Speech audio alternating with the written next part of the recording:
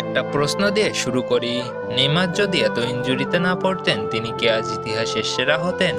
যে ছেলেটার একসময় ফুটবল কেনার টাকা ছিল না, আজ তার নাম শুনলে পুরো ফুটবল বিশ্ব থমকে যায়। 2014 বিশ্বকাপের সেই বুক ফাটা কান্না, আবার 2015 চ্যাম্পিয়ন্স লিগ জয়ের উন্মুক্ত হাসি। নেইমার জুনিয়র কেবল একজন ফুটবলার নন, তিনি এক অসমাপ্ত আবেগের নাম। চরম দারিদ্রতা, মৃত্যুর মুখোমুখি দুর্ঘটনা, পঙ্গুত্বের ভয় আর পাহাড় সম সমালোচনা ছাপিয়ে নেইমার কিভাবে হয়ে উঠলেন ব্রাজিলের শেষ আশার প্রদীপ। আজকের ভিডিওতে আমরা দেখব নেইমার জুনিয়রের জীবনের এমন 5টি অধ্যায় যা জানলে আপনার চোখের কোণে পানি আসবেই। কারণ রাজপুত্ররা জন্মায় না, তারা কঠোর লড়াইয়ে তৈরি হয়। আর এই লড়াইয়ের শুরুটা হয়েছিল ব্রাজিলের ছোট্ট এক বস্তি থেকে। নেইমারের শৈশব মানেই ছিল বেঁচে থাকার যুদ্ধ। মাত্র 4 মাস বয়সে এক ভয়াবহ গাড়ি দুর্ঘটনায় নেইমার প্রায় মৃত্যুর মুখে পড়ে গিয়েছিলেন। ব্রাজিলের মগিডোস ক্রুজের সেই ভাঙা ঘর।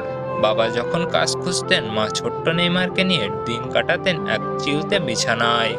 টাকার অভাবে প্লাস্টিকের বোতল, কাগজ বা কাপড় দিয়ে বানানো বল, এই দিয়েই শুরু হয়েছিল নেইমারের ফুটবল খেলা।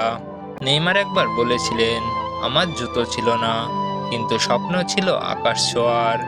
এই অভাব তাকে দুর্বল করেনি, বরং অভাবই তাকে নেইমার বানিয়েছে। যখন দারিদ্র প্রতিভাকে থামাতে পারল না, তখন পুরো ব্রাজিল দেখলো এক নতুন জাদুকর। 17 বছর বয়সে যেদিন নেইমার সান্তোস এফসির হয়ে মাঠে নামলেন, সেদিন ব্রাজিল বুঝে গিয়েছিল নতুন এক প্লেয়ার আগমন ঘটেছে।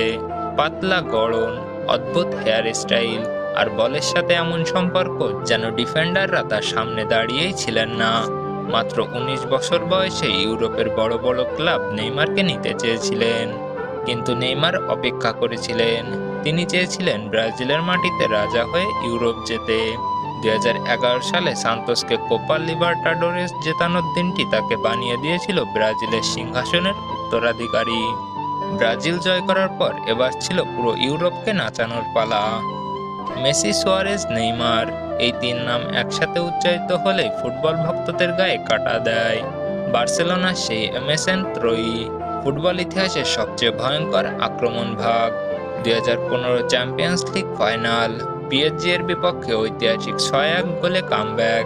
এই ম্যাচগুলোতে নেইমার ছিলেন বার্সার আসল গেম চেঞ্জার। নেইমার প্রমাণ করেছিলেন তিনি মেসির ছায়া নন, তিনি নিজেই একটা নক্ষত্র। বার্সেলোনার সেই সময়টাই ছিল নেইমারের ক্যারিয়ারের স্বর্ণযুগ, কিন্তু সাফল্যের আলোয় লুকিয়ে ছিল এক নিষ্ঠুর অন্ধকার। 2014 বিশ্বকাপ, এই কান্নার দৃশ্য কি আজও আপনার চোখে ভাসে? কলম্বিয়ার সেই ফাউল নেইমারের মেরুদণ্ড ভেঙে দিয়েছিল। ডাক্তারদের কথা শুনলে শিউরে উঠতে হয়। আর মাত্র 2 সেন্টিমিটার ডানে হলে নেইমার আর কোনোদিন হাঁটতে পারতেন না। সেই দিন থেকেই শুরু নেইমারের ইনজুরির অভিশাপ। প্রতিটি বড় টুর্নামেন্টের আগে, প্রতিটি কামব্যাকের সময় নেইমারের কান্না আমাদের মনে করিয়ে দেয় ফুটবল কতটা নিষ্ঠুর হতে পারে। সবশেষে চলুন দেখি মাঠের বাইরে সেই নেইমারকে। নেইমারের লাইফস্টাইল নিয়ে সমালোচনার শেষ নেই। পার্টি, দামি গাড়ি, প্রাইভেট জেট, কিন্তু ক্যামেরার আড়ালে নেইমার তার আয়ের বিশাল অংশ দিয়ে ব্রাজিলের হাজার হাজার দরিদ্র শিশুর খাবার ও পড়াশোনার দায়িত্ব নিয়েছেন। তিনি হয়তো মাঠে গড়াগড়ি খান, হয়তো বারবার ইনজুরিতে হারিয়ে যান, কিন্তু পেলের রেকর্ড ভেঙে ব্রাজিলের সর্বকালের সর্বোচ্চ গোলদাতা হওয়া প্রমাণ করে দেয় নেইমার জুনিয়র একজনই ছিলেন, আছেন, থাকবেন। তার উত্তরাধিকার ট্রফিতে নয়, তার ফুটবলের সৌন্দর্যে মাপা উচিত। নেইমারের গল্প আসলে হাল না ছাড়া এক যোদ্ধার গল্প। তিনি কি তার প্রতিভার প্রতি সুবিচার পেয়েছেন, নাকি ইনজুরি তাকে ইতিহাস থেকে ছিনিয়ে নিয়েছে? আপনার মতামত কমেন্টে জানান।